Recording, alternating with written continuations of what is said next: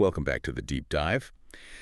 Today we're going into something really personal, actually, and I think potentially quite liberating. Yeah. This one is really for, well, for the version of you that just feels tired, you know?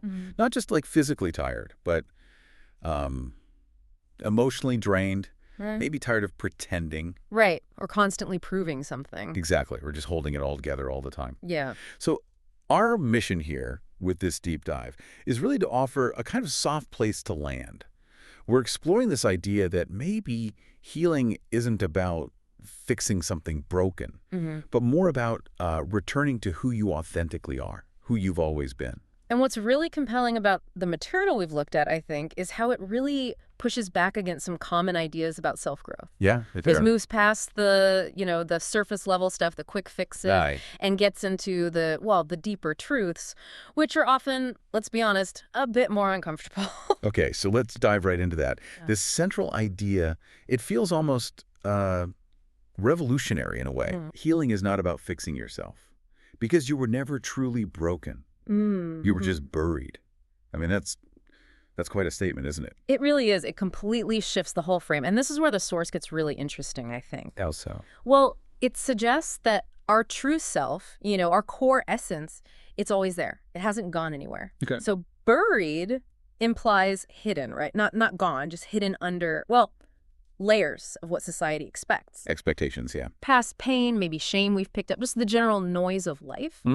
And what's fascinating is how thinking buried instead of broken, it sort of short circuits that shame cycle, which can actually, according to these texts, make the path to recovery feel, faster, more sustainable maybe. And that just clicks, doesn't it? For so many people. I mean, you've probably spent years being who you thought others needed. Right. Being strong when you felt like crumbling. Yeah, or staying quiet when you actually had something really important to say. Or putting on a smile when, your heart felt heavy. It's like living a life that's curated for an audience almost. Exactly. And the consequence of being guried like that is huge. You learn how to survive, definitely. But surviving isn't thriving.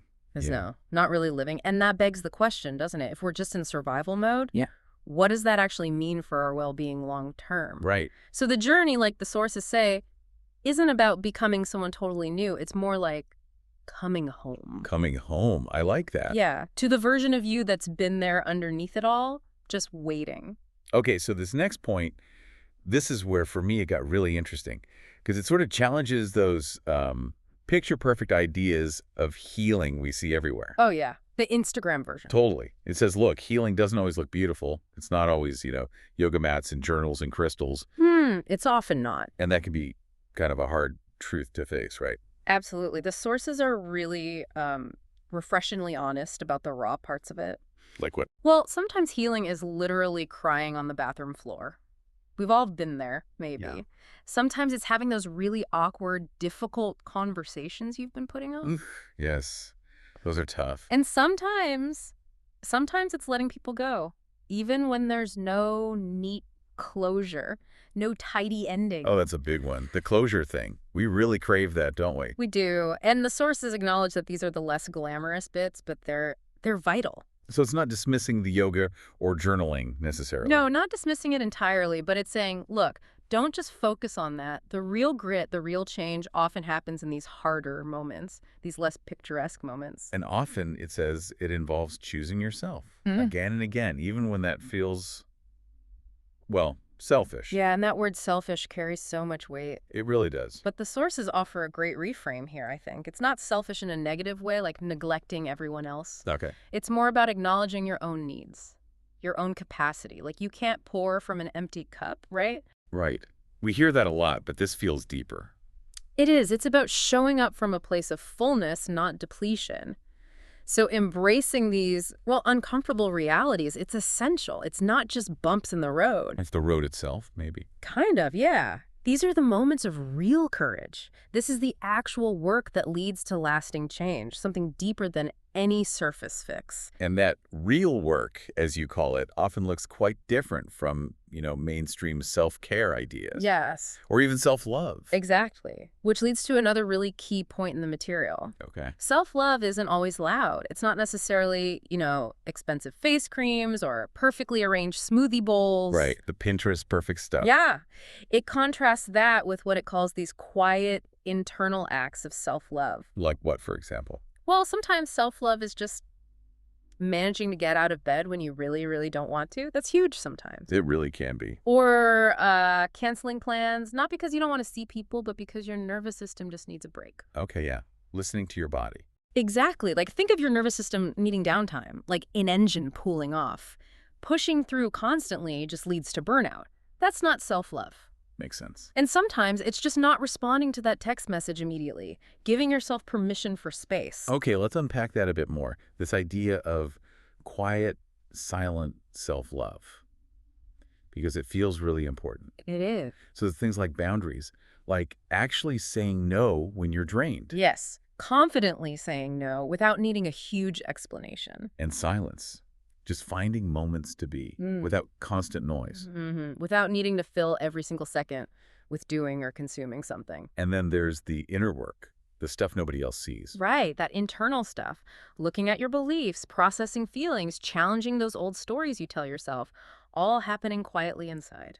So these little things, they add up. They really do. If you connect it to the bigger picture, these seemingly small choices, they're actually fundamental. They're how you reclaim your sense of agency, your well-being. They aren't grand gestures, no, but they're profound acts of self-respect, built up day by day. It's like a quiet revolution inside. I like that. A quiet revolution. The material also gives this really comforting message too, doesn't it? Yeah. About time. It says you don't need to reinvent yourself overnight. Oh, thank goodness for that. Right. Growth is allowed to be slow. You can move at your own pace, which feels like such a relief from all the pressure. It really does. There's so much pressure for instant transformation. And Right. what's great here is the permission it gives. Just permission to be. Without that constant need for immediate perfection. You're allowed to not have it all figured out. That's okay. And you're allowed to be both, right? A Well, masterpiece and a work in progress. exactly. At the same time, like a sculpture that's already beautiful but still being refined. It's both. So the message is really stop rushing it. Stop rushing your becoming. Yeah. Trust the process. Those seeds you planted, maybe months ago, they might just be starting to break through now. You have to trust something's happening, even if it's invisible for a while. That requires real patience and trust. It does. Which brings up a good question, actually. Why does growth sometimes feel so uncomfortable? Like loneliness or doubt? Or like you're starting over again. Yes, exactly. Well, the source suggests it's because every version of you, every step, even the uncomfortable ones, they're actually getting you closer. Closer to what? Closer to that feeling of home, that authentic self we talked about. So the discomfort, the uncertainty, that's actually part of the progress. It's the shedding of those layers you were buried under. Ah, okay. So the discomfort is actually a sign it's working, in a way. It can be, yeah. It's the process of uncovering. And then there's this final, really profound message about worthiness, which I think everyone needs tattooed on their brain or something. Huh, maybe. What's the message? That you don't need to become extraordinary to be worthy. You just are. Intrinsically worthy. Yes, you don't need to achieve more to be enough. You don't need someone else to love you to be lovable. That undercuts so much striving, doesn't it? It's a powerful reinforcement of just inherent value. It really is. And then, building on that, the sources offer some really simple, practical ways to nurture that feeling of worth. Oh, good. Practical steps are helpful. Yeah, really small things that can make a big difference, like drink water. Simple. Okay, hydration matters. Take walks, get outside, move your body gently, talk kindly to yourself. Actively notice that inner critic and counter it. That takes practice. It does. Let yourself rest, really rest, without guilt. And crucially, let yourself feel whatever comes up. Don't push it away. So these are like daily practices. Exactly. Accessible things that build that inner resilience, that sense of okayness within yourself. Because the bottom line is healing isn't like reaching a finish line, is it? No, definitely not a destination. It's more like an ongoing practice, a commitment, really. Yeah, a commitment to keep choosing yourself, moment by moment, especially when it feels hard. So this whole deep dive, it's really been about seeing that maybe you weren't broken after all, just buried. Covered up. And that journey back to yourself, it's profound, but often quiet, an unfolding that happens in its own time. Right. So maybe as you listen to this, just consider, what would it really mean to let this be the season where you come home? Not just, to your authentic self, but also maybe to your softness, to stillness, to your own quiet power. Yeah. What kind of quiet transformation could start if you really let in that idea that maybe right now, right where you are, now you're blooming? Wow.